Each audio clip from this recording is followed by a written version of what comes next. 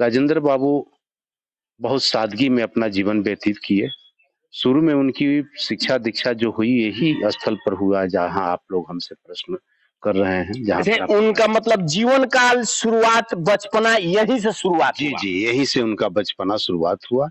यहीं पर उनका जो बचपन बचपन की जो शिक्षा थी यहीं पर उनको प्राप्त हुई।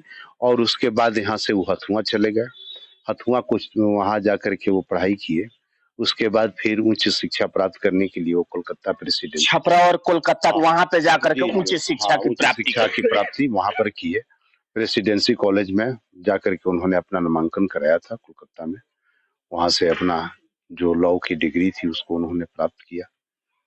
तो स्वतंत्र भारत की लड़ाई में भी उन्होंने बढ़ चढ़ करके हिस्सा लिया। बापू यहाँ पर आए हुए थे, 3 दिन तक इसी स्थल पर उनके साथ ठहरे हुए थे।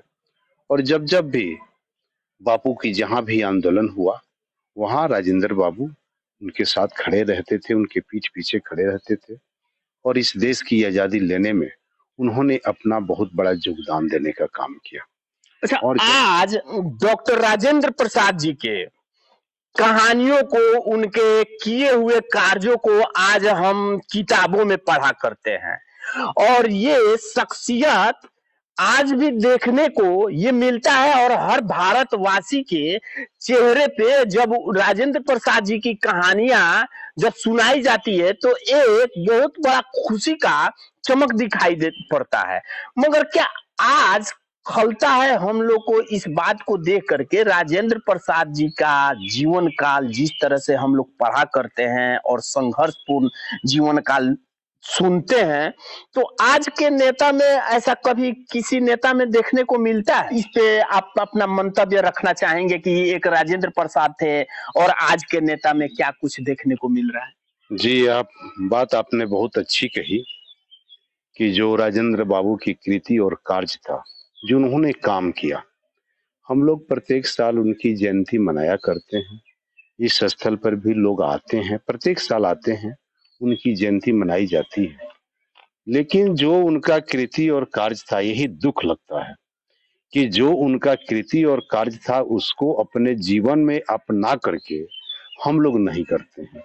केवल जयंती के दिन हम उनको याद करते हैं और जयंती मना करके और चले जाने के बाद भूल करके फिर हम वही अपना काम करते हैं जो राजेंद्र बाबू को उस कृति और कार्य से कुछ लेना देना नहीं रहा। राजेंद्र बाबू जब इस देश की आजादी लिए, स्वतंत्र भारत हुआ, तो उन लोगों ने एक स्वप्न देखा, आजाद भारत, खुशहाल भारत होगा, सभी जाति धर्म के लोगों का विकास होगा, सर्वांगीण विकास होगा, समता मूलक समाज की स्थापना होगा और भारत के लिखा हुआ संविधान जो डॉक्टर बाबा साहब भीमराव अंबेडकर ने जो संविधान तैयार करके, जो इनके राष्ट्रपति रहते हुए संविधान सभा के ये अध्यक्ष थे डॉक्टर राजेंद्र प्रसाद जी, इन्होंने हस्ताक्षर किया।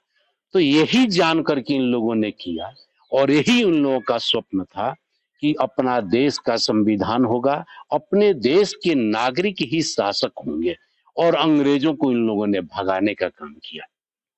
लेकिन आज यह दुर्भाग्य की बात है कि यहाँ के जो हम लोगों के जो नेता हैं, इतना इतना नियत साफ नहीं है।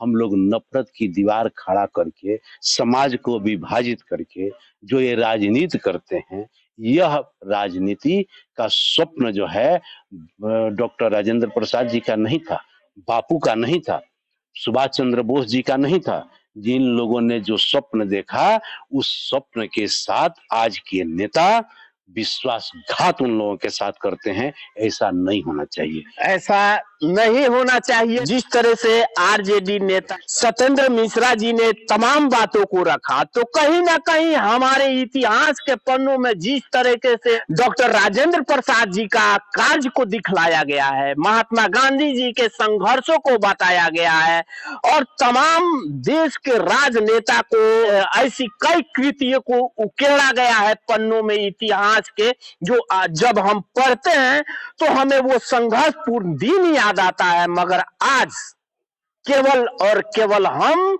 इतिहास के पन्नों में पढ़ते हैं और केवल हम जयंती मना करके उन लोगों की यादों को भूल जाते हैं और उनके वे संघर्षपूर्ण दिन को भूल जाते हैं।